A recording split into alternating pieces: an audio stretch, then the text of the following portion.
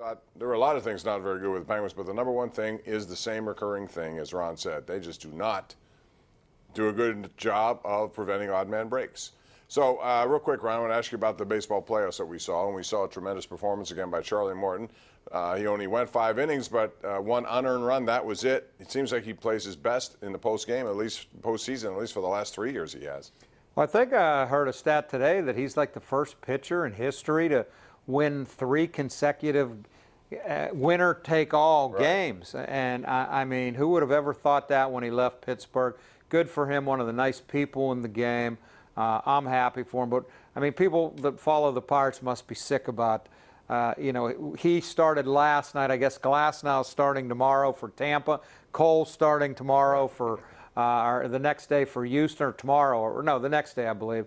So it's just one Pirate after another. You're still going to get to see Meadows. Batman, Bob, it's hard. It's hard to watch. And Daniel Hudson got to save the How about that? How about that? I mean, all these guys are coming out of nowhere. All right, let's go out to Pete in Squirrel Hill. Hey, Pete. Hey, guys. How are you tonight? What's going on?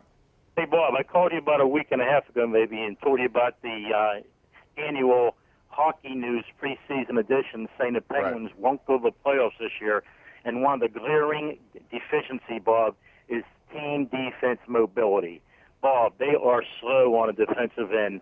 Once again, giving up 41 shots to a Sabre team that is not really offensively loaded.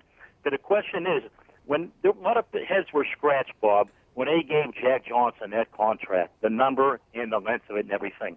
With GM in hockey, we really want to take him on with that salary, with what he brings to the table. That's going to be a tough sell. Now, just listen to what you guys say. They've tried. Yeah, they've tried. It is hard. You're going to have to give up something else to get somebody to take him.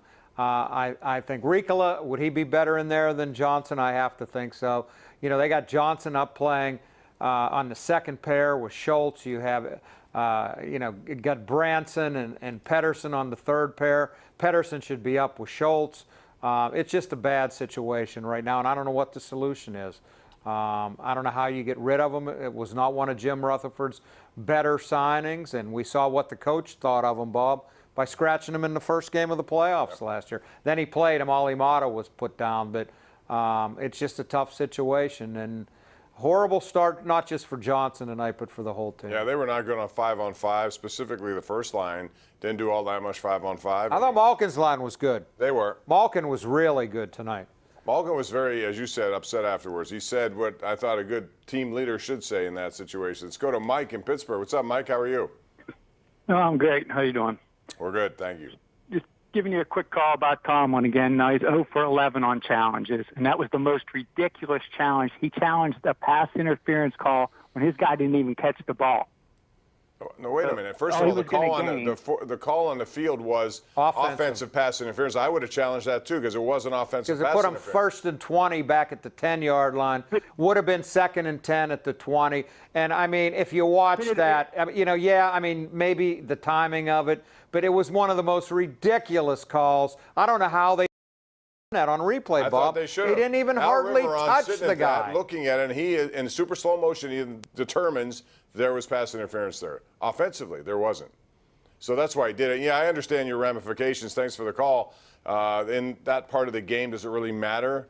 Well, yeah. First and 20 at the 10 is a little different than 2nd and 10 at the 20. But you have to believe the call could be changed. That's why you do that. Hey, man, Tomlin 0 for 11. I've seen him make some ridiculous challenges, you know, for spots and stuff. I thought that was a legitimate one because it was so obvious that it wasn't interference. But I don't know what I thought that the replay, it has to be like an egregious play, you know, for offensive pass interference, and he didn't even touch the guy. No, and this is why subjective judgment calls should not be included in this. Once you start opening that can, look out, because now who knows? And this is why there's no clarity 5 weeks in the season. Nobody knows what they're going to do and how they'll do it. So why challenge it unless you're absolutely sure? And even then, you may be wrong. Bob, I know it's only a quarter of the season in, but I don't think that's going to last. No. I mean, it's a one-year experimental basis. I can't believe the owners.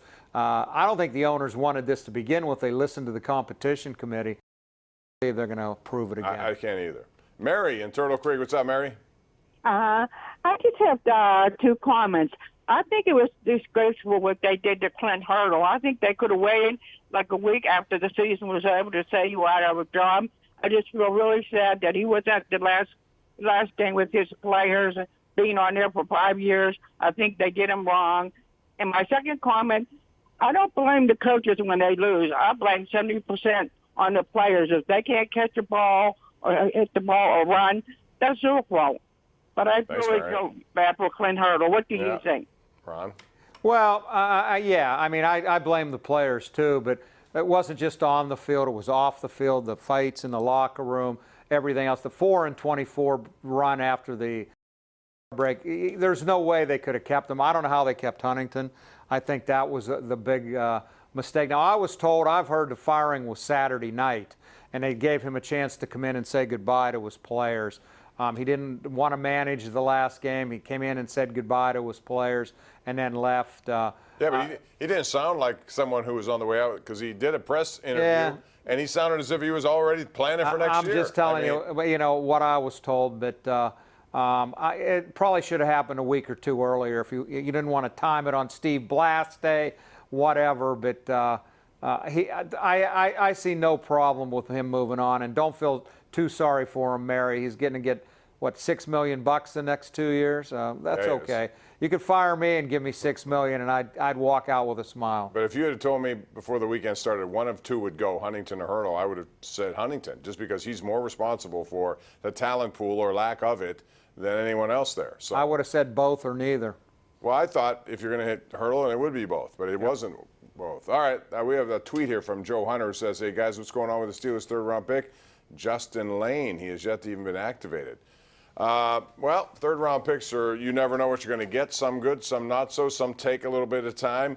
Actually, at this point, I don't think they have room for him unless he was a stud, and he's not a stud. So he's going to take some time. He had a rough preseason and training camp, but I think that's part of the learning curve for him. I don't think they're close to giving up on him. Some guys, it takes a little bit longer to get on the field, and I think they like what Nelson has given them. They obviously like Hayden. Hilton's been okay. Cam Sutton has got some playing time.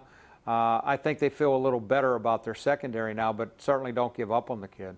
We're going to take a break here. We have a lot of calls. We'll try to squeeze as many as we can in next, right here live on Pittsburgh CW.